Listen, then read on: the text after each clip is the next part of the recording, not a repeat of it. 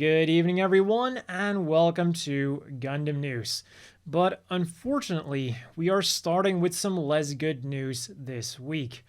Miyuki Ichijou, the voice actress for Cardo Nabo from the Witch from Mercury prologue, has sadly passed away on Tuesday, and she was only 74. From the Metaverse then, we get some news from the actual Metaverse and the anime meant to promote it.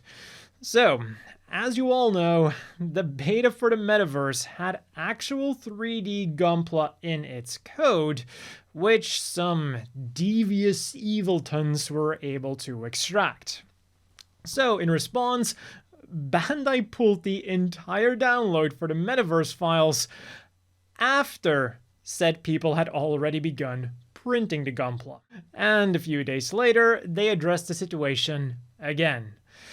The decision to remove the download came after we received reports that the 3D data within the client files had been publicly disclosed. We are currently conducting an investigation. We are committed to ensuring that the Gundam Metaverse remains a safe and enjoyable experience for all, and will take necessary measures to address the situation. Now, maybe it's just me, but that last part made absolutely no sense. Because the people who are like quote unquote stealing the 3D data, like that has nothing to do with a safe and enjoyable experience inside of the Metaverse. You didn't take it down for the users. You took it down because for some reason you were unable to foresee that people were going to data mine your files. Something that has been going on for like ever since MMO and online games have been a thing. Also, about that leaked Gunpla data, it turns out that it wasn't the Master Grade Rising Freedom, but instead the High Grade that got leaked, and was then upscaled to 1/100 to kinda make it look like it was the Master Grade, which of course hasn't even been announced yet. So if we're actually going to get that thing, only time will tell.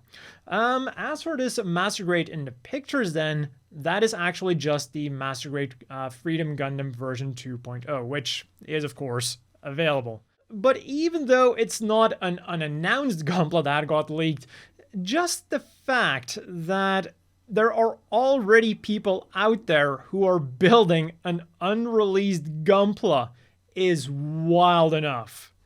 What wasn't so wild then were the second and third episodes of Gundam Build Metaverse. The first episode was but in like a fun way because it was still enjoyable to watch with some good action. But with these two, I was just straight up bored.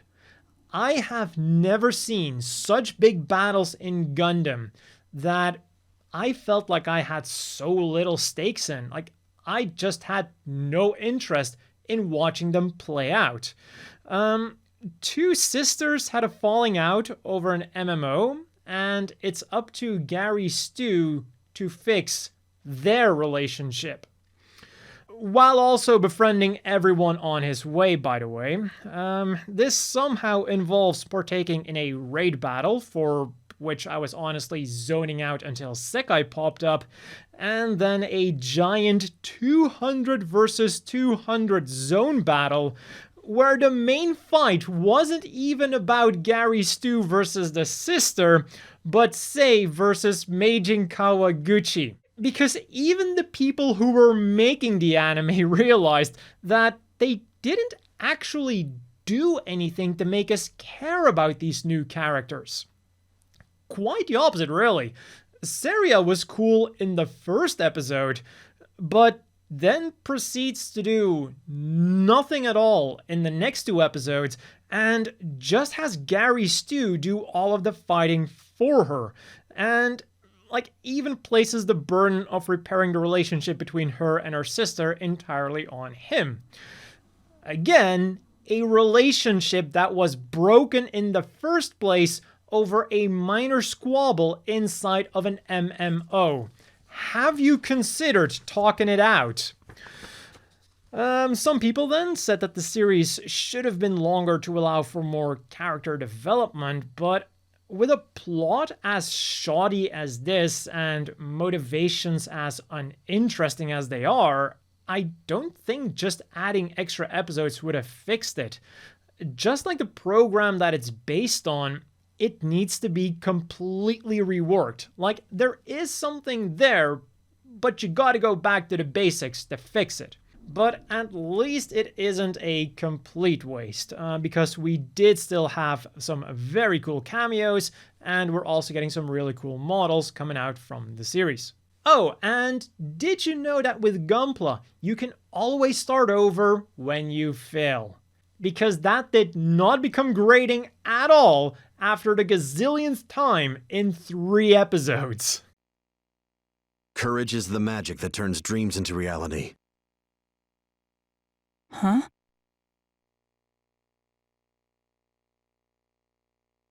So quickly moving on to the figures. Kinda, because the first thing I want to talk about is Bandai's new Wagumi line. You probably remember the Shigumi line, and this is something very similar, but rather than putting colored pieces together, it's now all made out of bamboo and makes it look like really fancy and rustic and just overall a very nice decor piece. And the other difference is that it's now also quite a bit bigger. It's about 270 millimeters, 10.6 inches, making it roughly 1/60th scale. And because of this, it is also, of course, more expensive. 10,000 yen or 67 US. It's already slated for a November release, and it is going to be a regular release. And what will also require a little bit of assembly is the G-Frame Full Armor Universal Century 0079 Memorial Selection, featuring 4 iconic mobile suits from the original Gundam series, but now with special markings. There's the RX-78-2 Final Battle Specification type, which means a beam rifle and 2 bazookas, Char's Zaku 2, which can also be turned into the high mobility type, the Jin, which can also be turned into a commander version, meaning a backpack with 2 beam sabers and the Gundam's beam rifle, and the Dom/Rig Dom, which also comes with 2 extra Sturmfausts. Each figure has an armor set and a frame set, with each costing 748 yen, 5 US, so $10 for a whole figure, and you can also buy them in packs of 10 for 7,480 yen or 50 US. And all of these figures will come flying your way in April. And just today, it was announced that the AEUG and Titans version of the Sisquiede will get an upgraded release under that same G-Frame Full Armor lineup. They were already released as regular G-Frame figures, but now they'll also have armor on the back of their upper arms and thighs, and some other upgrades as well, like a movable mono-eye, beam sabers, and a special action base. So far, so good. Unfortunately, they're premium Bandai limited, and these hybrid action figure / model kits will set you back 4,950 yen, 33 US each. And keep in mind that these are roughly the size of your average high grade. For something that will require even less assembly then, there is the FW Gundam Converge Plus 4 set. With the plus meaning that these are all figures based on mobile suits that are either slightly bigger or are more heavily armed than your average mobile suit, meaning that they can't really be packed with the regular ones because they'd have to be more expensive. For 1,298 yen, 9 US, you can get the Avalanche Exia, GBO2, Titania, Rosen Zulu, and the expansion part set with a little bit for every unit. These figures will be releasing in March and can also be bought in a pack of 5 for 6,490 yen, 43 US. And what requires no assembly at all then is the Jumbo Soft Vinyl SD Gundam Mk.II AU colors. And at 23 centimeters, 9 inches, it is definitely a big figure for an SD Gundam. It comes with a beam rifle, beam saber, and a shield, and it's also got some limited articulation, but don't expect too much. And for 16,500 yen, which is around 120 US, this bad guy turned good guy Gundam can be yours in February. You can get it as a regular release, or you can get it from Premium Bandai, where it'll also come with a custom nameplate. And then somewhat figure related is this Witch from Mercury Mechagurumi art. It's got the sketches for the facial expressions of the Soletta and Mirine Karamobi figures, and the official artwork of the Soletta Calibarn Mobile Suit Girl. So I wonder what Bandai is going to be cooking with this artwork. What they'll definitely be cooking though are Gundam Seed Freedom Wafers. That will of course also come with a collectible card each. The wafers will go for 165 yen each, around 1 US. They're chocolate flavored and will be available in February. There's a total of 36 cards to collect, and the wafers are also available in packs of 20. Meanwhile, on the gaming front then, for Gundam Battle Operation 2, the October developer newsletter has dropped, and alongside some smaller announcements, there were two main ones. The first is the introduction of the DJ Traversia from the Return of Johnny Raiden manga, and the second one is the removal of group sorties from the rated matches. Now, of course, I don't play GBO2 myself, so I can't really give my opinion on this, but judging by the comments, nobody seems to be really happy with this update, with comments ranging from "this sucks" to "why are you focusing on this when the Steam version still needs a lot of work?" But if you want your opinion on Gundam Battle Operation 2 to be heard, then there is currently a feedback survey that you can fill out. I'll have it linked down below, and for the future of the game, I do highly recommend you to fill it out. Because one of the questions is, do you want non-Universal Sentry mobile suits to appear in the game? And if so, which ones would you like to see? So the outcome of this survey could have some drastic effects on the future of the game. For UC Engage then, we now have a split between the Japanese version and the global version. So in Japan, they're getting the extremely limited gacha of the ultra rare Gundam F91 Maximum Performance version and ultra rare C-book, plus some new episodes. And then in global, it was all about Anna Volgato, the Nightmare of Solomon. You can get the man himself, his custom dom, Shin Matsunaga Zaku, and a really cool animated short that shows you how he became the Nightmare of Solomon. And in Gundam Evolution, the 7th and last season was dropped, appropriately named The Last Shooting. It'll last until November the 30th, when the game unfortunately will shut down, so you have until then to experience the game.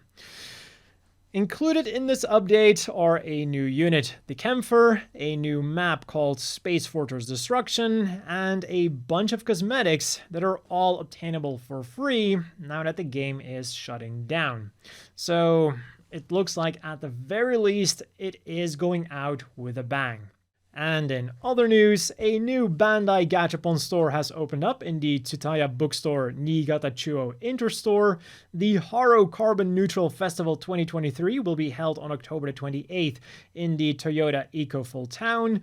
The Mobile Suit Girl of the Week is the rear of the G3 Girl. Gundam Seed Destiny stamps have become available online, and the Gunpla idol group Linkl Planet has made a new song and music video to promote Shizuoka City. I'll have the video down below, and you should really give it a shot because it is very nice.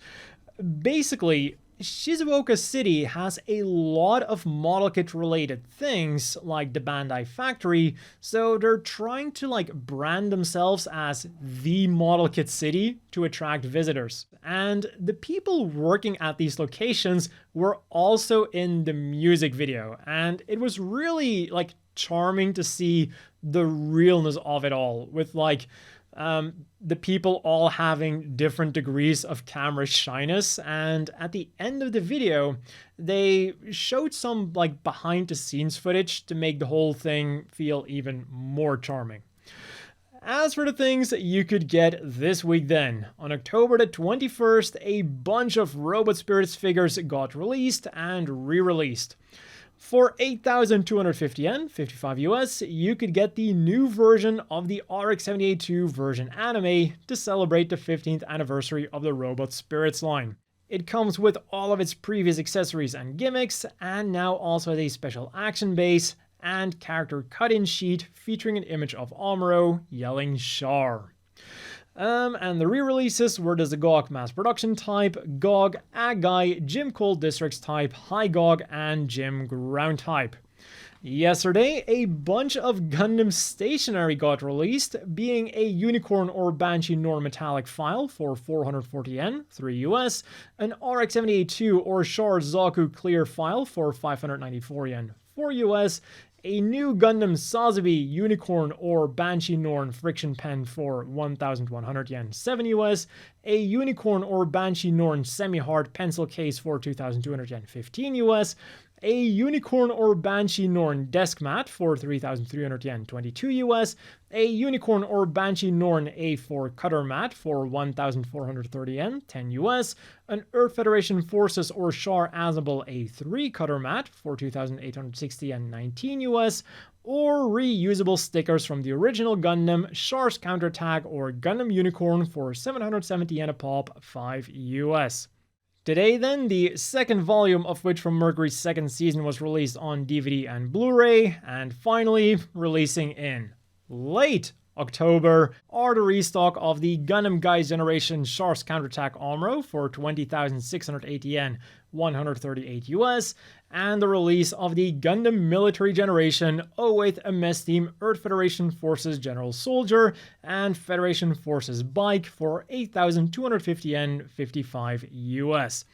The set comes with a generic female soldier whose head can be replaced by that of the more famous Sally, which is included, an over-the-shoulders jacket, a bike with removable windshield thingy, and a gun and pistol that can also be stored on the bike.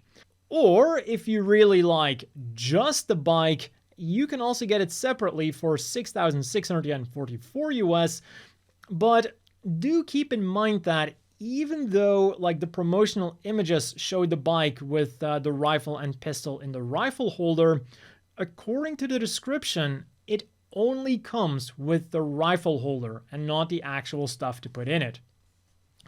For this week's reading material then, there was the November issue of Grand Jump Mucha, in which Gundam Rust Horizon is being serialized, the December issue of Shonen Sunday S Special, in which Gundam Aggressor is being serialized, the December issue of Hobby Japan, featuring a special on the Build series, with a focus on Gundam Build Metaverse of course, the December issue of Model Graphics, featuring a special report on the Gunpla Battle VR event, the December issue of Gundam Ace, featuring a special on Gundam Seed Freedom, and a B3 poster of Two Girls in Love with High Grades.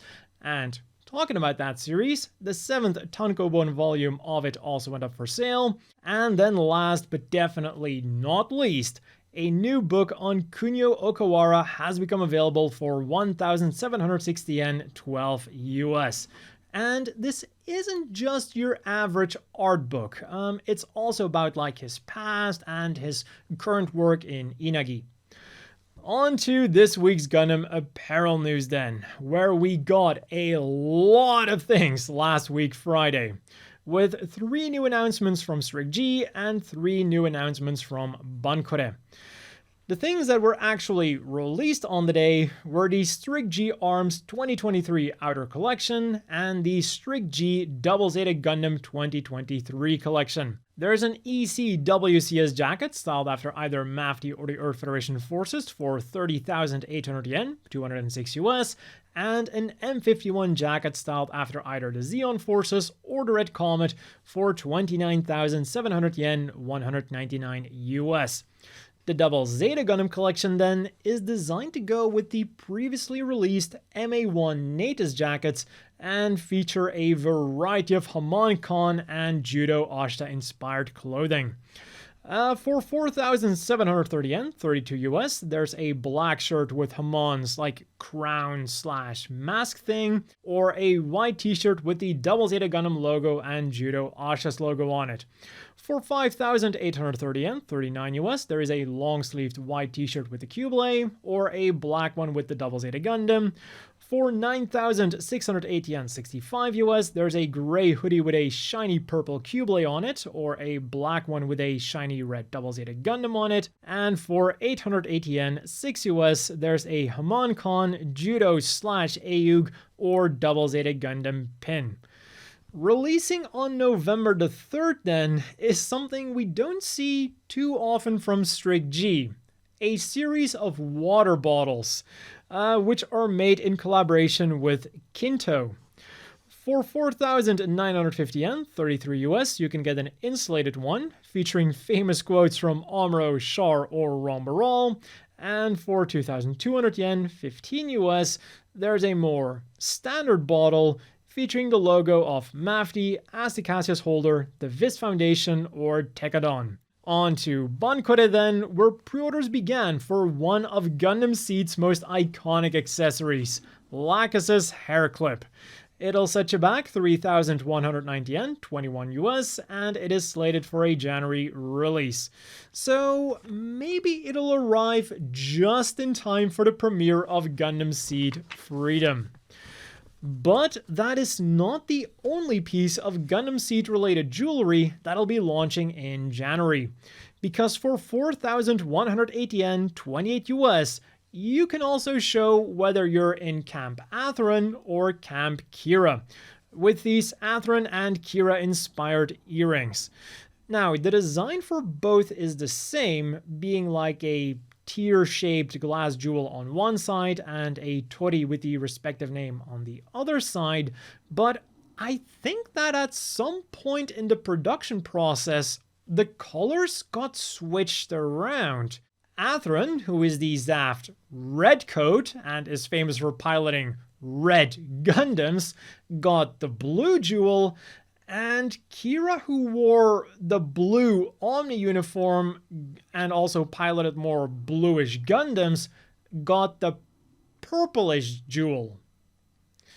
A very odd decision to be sure, especially also when you look at like other merchandise in the past, which has been pretty consistent about having Atheron as red and Kira as blue.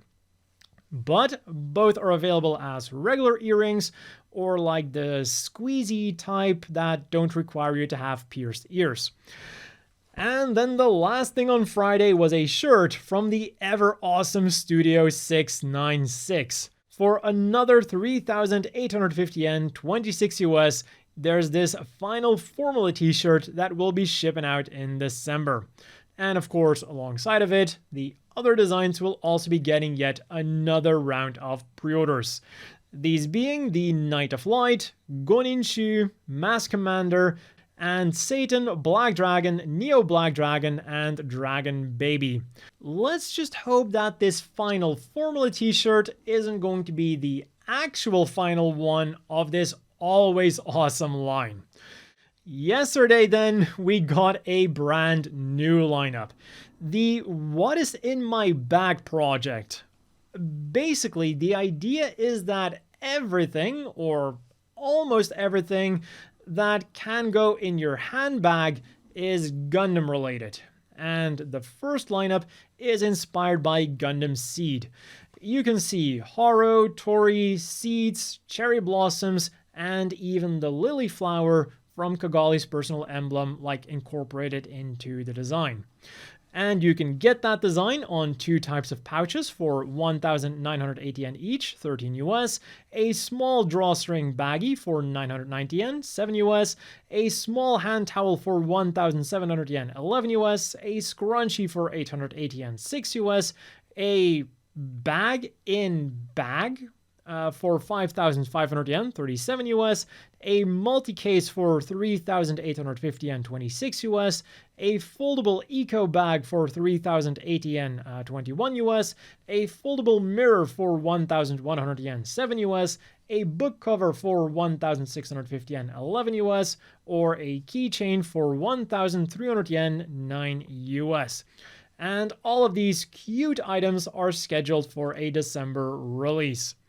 And today then, we got another lineup of the Witch from Mercury keychains that were inspired by one of the key visuals for the second season, the one where they're all floating around. For 1,760 yen, 12 US, you can get a Guel, Elan, or Shadi keychain, which also comes with a stand to put it on, so you can actually display the characters as floating/flying around. And alongside these new ones, the previous ones are also getting a restock, all of which are slated for a December release or re-release. And as always, let's wrap things up with the polls. A few weeks ago, we got a lot of new Gunpla announcements. So of course, Gundam.info wanted to know which one we're looking forward to the most. And it really warms my heart to see the Destroy Gundam, which is a model kit that I've been hoping for years, win this poll with a whopping 41.4%. There's really something about the bad guys always getting the coolest machines, and why would you not get excited about this giant killing machine? It looks amazing, it's transformable, it comes with a huge amount of beam effect parts, and its price is also very reasonable for everything that it has to offer. And they also say that the beam effect parts will be polarized to give them like a different shine depending on how the light hits them. So I wonder how that's going to be different from the regular beam effect parts. In second place then, with a still very respectable 35.8%, we have the Master Grade Narrative Gundam C-Packs version Kotoki, which is, again, still very respectable, but you wouldn't expect a Master Grade version Kotoki to be losing out in popularity to a mere high grade. So, either the Destroy Gundam is really popular, which I can totally believe, or the Narrative Gundam is a bit of an choice to be getting a Master Grade version Kotoki. Or, most likely, it's a little bit of both. And in a shared last place then, with 11.4% each, we have the SDW Heroes Onmitsu Ariel and the Master Grade Gundam-based limited Zaku Cannon Zeta Gundam version, and its hideous yet absolutely 80s color scheme. And while I'm not surprised that they're last, I honestly didn't expect them to get above 10%, considering their very heavy competition, so good on them. And that has been all for this week's Gundam news. As always, a big thank you to the Patreon supporters. I hope everyone watching has a great evening, and I'll see you all next week with more Gundam news.